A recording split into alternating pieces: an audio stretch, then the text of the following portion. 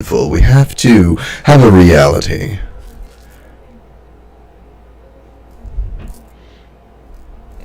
Full stop. Yes, have a reality.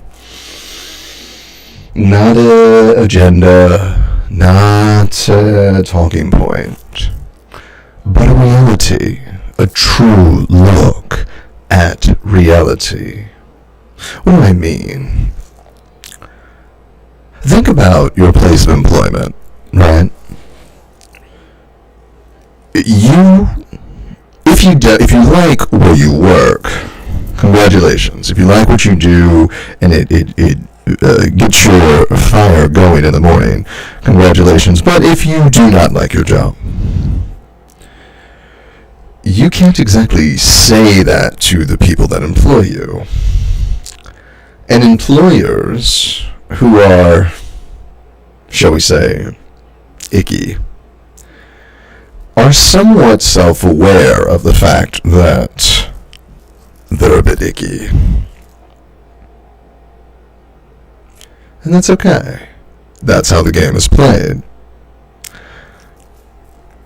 But then there comes the situation where, my goodness, you have to smile for them, and they have to smile to you. You're essentially both lying to each other, gaslighting each other, you for your paycheck, and they for your labor. That's why when you went into for your interview, you had to say, why yes, it has always been a lifelong dream of mine to do whatever it was that you were there to do, file paperwork in alphabetical order.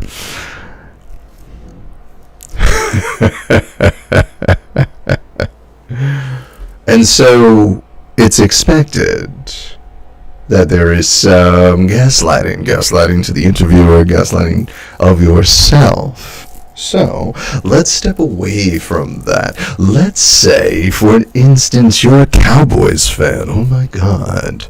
And every single year you have to gaslight yourself into believing you have a good football team. It is exhausting. It can be a burden. We all know these people. Be gentle to them, especially in January. If you're cold, they're cold. Bring them in. They'll need a couch to cry on. I love you, Cowboys fans. Actually, I'm wearing your guys' colors today. No silver, but I've got blue and white on. I was teaching a class earlier today. A shout out to my Arbors crew. Love you guys. So anyway, where was I? So yeah, there we are. Telly, unlike what I just did, which is give a true shout out to students and people that I legitimately love to spend time with, we have to kind of give a half-hearted version of that sincerity in a situation that we really don't like, being it believing that this is the year for the Cowboys, or these Doritos don't count. Right. There's always something that we will gaslight ourselves about. So if we're willing to lie to ourselves about all these little things, how are we being mindful? How are we being mindful? Now, I'm not saying let's overthrow the illusion and all that. No. That's like flipping the chessboard. No. You can play a game and play it seriously. You can understand you're playing a game. There are families that get divorced over Monopoly games, okay? You can do... You can absolutely take games seriously. I remember Risk games that almost ended friendships. I tell you. So, it's not to say you stop playing when you realize you're gaslighting yourself. You just start to realize you're gaslighting yourself so that when you're playing, you can play with a clear lane in front of you. That's being mindful. That's being mindful in the game. So if I'm like, here we are in the, day 512 of the apocalypse, and I'm doing so tongue-in-cheek, it is done so out of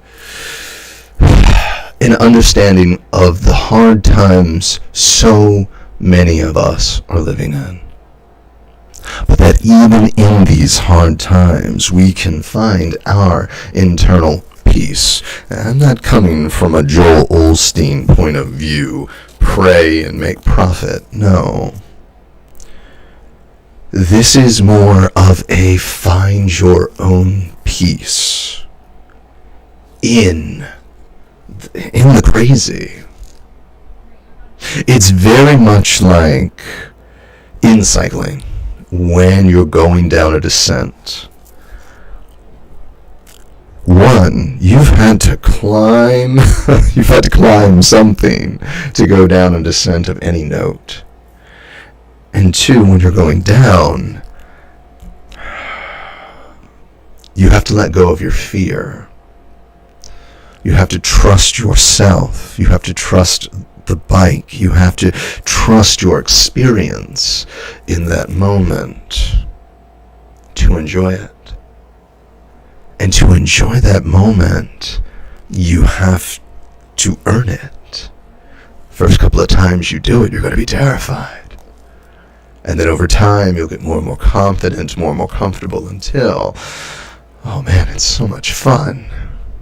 Whatever it is that you're doing. And this is true of mindfulness as well. As we're looking over the precipice of the unknown, truly,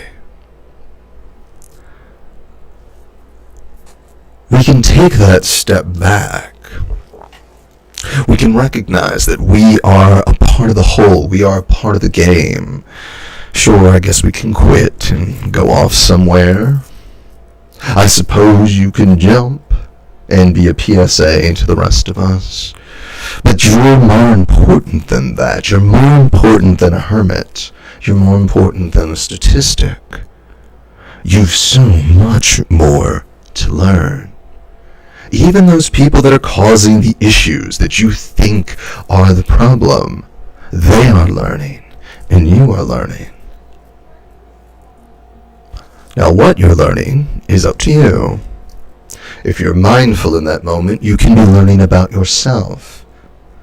And while you're learning about yourself, you're learning about everyone else too. Absolutely 100% are you learning about everyone else. Your motivations are my motivations. Now, they may manifest in different ways, but what we are after is exactly the same. Whether it be happiness, fulfillment, contentment, survival, whatever that thing may be, we're all in it. So if you understand your motivations, well then you understand everyone's motivations. Again, you may not understand how they manifest, you may not understand how they act out, but you'll understand what motivates them. In that moment, now, understanding the motivation, you understand how to approach or disengage. Come to a cliff that you can't cross, and you back away. Come to a river, and you may look for a shallow crossing. Both have treacheries. Both could spell trouble. One, definite death. I mean, I suppose you could try to climb down the cliff and get stuck in the valley, potentially. There's no guarantee you can get back up the other side. And there's a chance that you didn't see something in the shallows, and the water is a little bit stronger than you thought. You slip on a rock and you get swept away. That is all See how this is all mindful? This isn't a rose-colored glasses outlook. This is, yes, it's dangerous. Yes, there are risks, but if we are aware of that, if we are aware of ourselves, then we are aware of everything. If we know what it's like to be hungry, then we know what it's like for someone to be in survival mode. Perhaps you can speak to that. Perhaps you know to avoid it. That's your journey. I can't speak to that for you as an individual. Because at the end of the day, this thought that your situation, because this is a big thing going on right now, and you feel it. Everyone is clutching to their personal trauma in this moment. For 2.5 years. Arguably, in some places of the world, far longer. There has been much suffering, much trauma. But in holding on to it, and clutching it, and owning it, what does that do for us? We become miserly. We become like Scrooge, counting coins and oh, I gotta have this, only me. And I get that. I absolutely understand that, because when you've been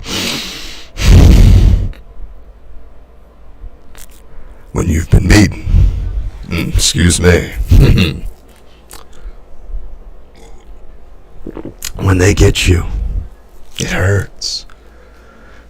And the world starts to feel like you're always bracing for another hit.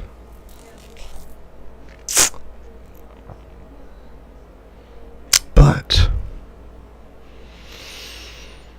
by looking internally, number one, we realize we are so much stronger than we think.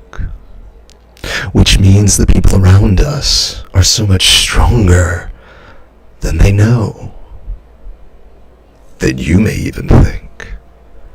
And if you can reach into you and reach and pull out this stronger self or this new awareness, then so can they.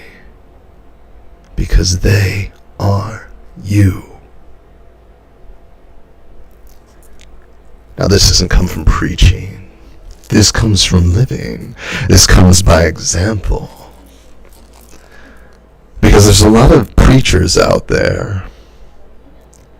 Most of them in DC, London, Paris.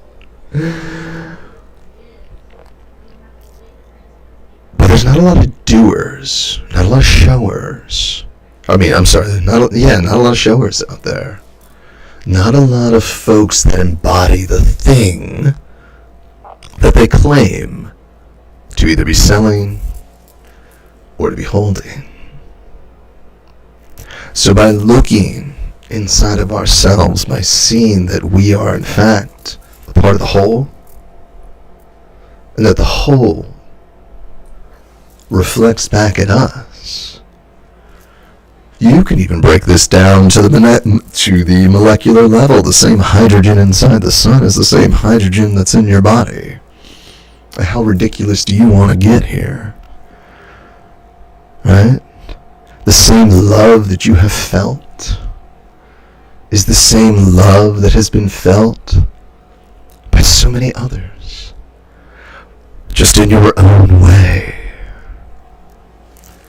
When we talk about the importance of each person, why each person brings something to the table, it comes down to that. Each and every one of us is a shard, a facet, a face of experience that the universe gets to have We are aspects of the universe coming forth and thinking about itself, trying to figure itself out.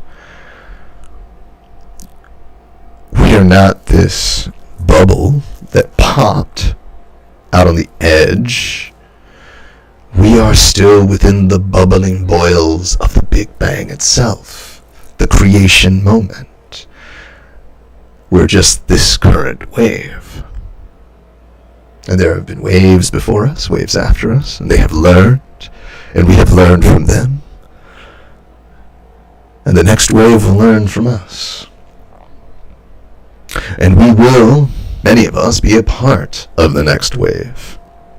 And so that internal look of when you're in the trough versus when you're at the crest, so that you can see what needs to change over time, what needs to adapt over time.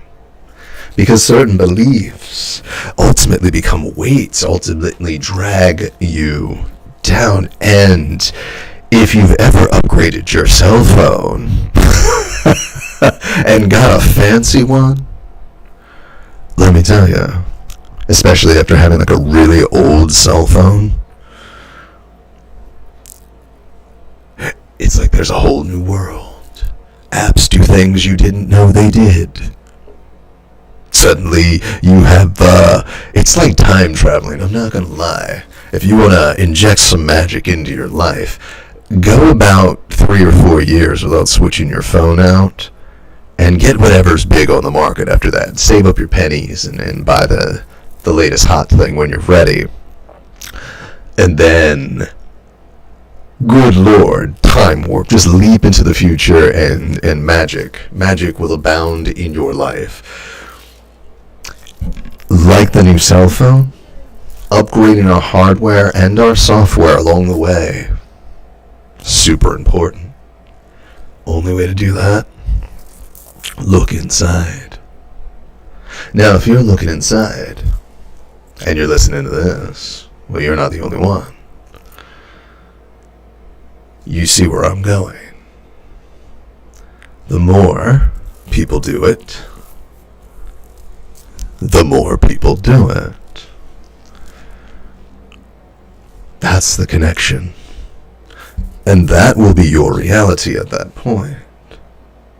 When you are the light, when you are the calm, when you are the smile in the room, your reality becomes warm. Your reality becomes inviting. But we can't get there if we're like this, holding on to the hurts like Scrooge McDuck. We have to let that go. We have to open up. Which is crazy, right? Because I just said, look within yourself, and now I'm saying, you gotta open up. It's a two-way street, isn't it? By opening up and looking in, that's how you see yourself in everyone. Instead of being bothered by someone's presence, you can give it a moment and say, what are they after? Maybe they just want to say hi. You give them their hi, and then they leave.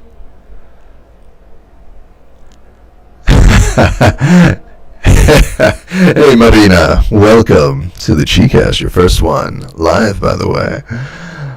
Wow, time is going by. Is it really 22 minutes? Thank you for popping in and making me pop my head up. So, tell me, from your perspective, yes, what are things internally that you have found you've either wanted to upgrade, maybe needed to upgrade, perhaps you were afraid to upgrade because you were in a throwback store? You know, you got delivered in the wrong box.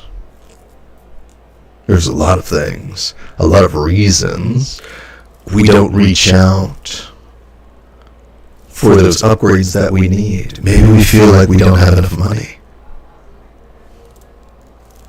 Or we're just not ready yet to part with this long time insert whatever.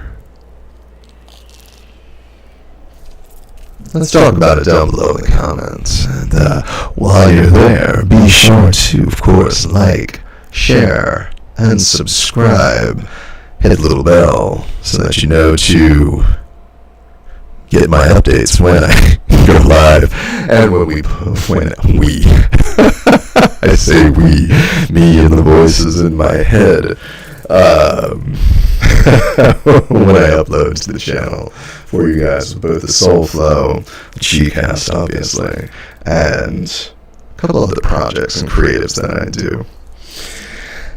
At the same time, where were we? So here's the thing, and this is the important part of this whole thing today, this idea of seeing oneself in the rest of the world. One, there's a compassion that comes with that.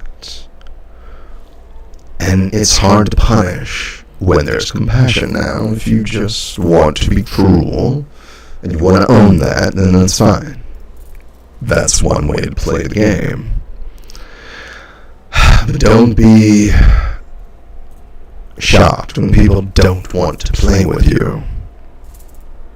Right? You're the kid that wants to change the rules when everyone's getting used to the game, or every time you start to lose. No one wants to play with that kid, and you don't want to be that kid. So let's not be that kid as adults. At the same time, in order for the game to go on, you have to allow for the players to be at the board, and they have to take their turns. And some of their turns are going to go against what you want. Some of your turns are going to do the same. And you're going to make mistakes. So are they. And that's the game. And the game can just be fun. Yes, it's high stakes. Yes, we're taking it seriously. But a game, but life is a game. And even though we're playing for keeps, we're still playing. And if we understand that we're truly only playing against ourselves, and by that meaning, everyone is just a reflection of you, well, then it truly is just a game. And you can be your highest self simply by listening to the world around you and learning about yourself through all of them. Now, what does that mean? Are you going to find that you and insert person you disagree with have something in common? Potentially. But you may find that that commonality is something that you didn't know you were still hiding within yourself. And this is your chance to address it. It's always a possibility. There's no judgment needed on that. In fact, there's a thank you. Thank you for showing me this part of myself. Do you tell them that? Of course not. That would be... that would be something. It would be rude is what that would be. We don't want to do that here on the ChiCast.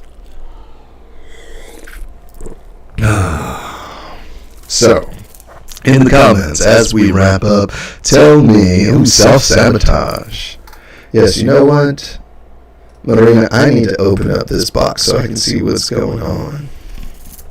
So yeah, talk to us in the comments about you, your steps, where you have felt you've kind of fallen out of the plug with everyone else, because we all are. After everything we've all been through, all of our wires are crossed, no one knows where to plug in, and everyone's trying to get back to something that doesn't exist anymore, right? It wouldn't have even existed if all of this stuff had kept going on. This was just a curveball we didn't see coming. So with that in mind, keep this going in the comments. I've talked enough. Let me pass the ball off to you so I can learn a thing or two. And until I talk to you again, remember, keep things simple no matter how complex. Give patience to the people that are in your life. And always, always, always treat yourself with compassion. Until I see you again. Peace and love. Peace and love.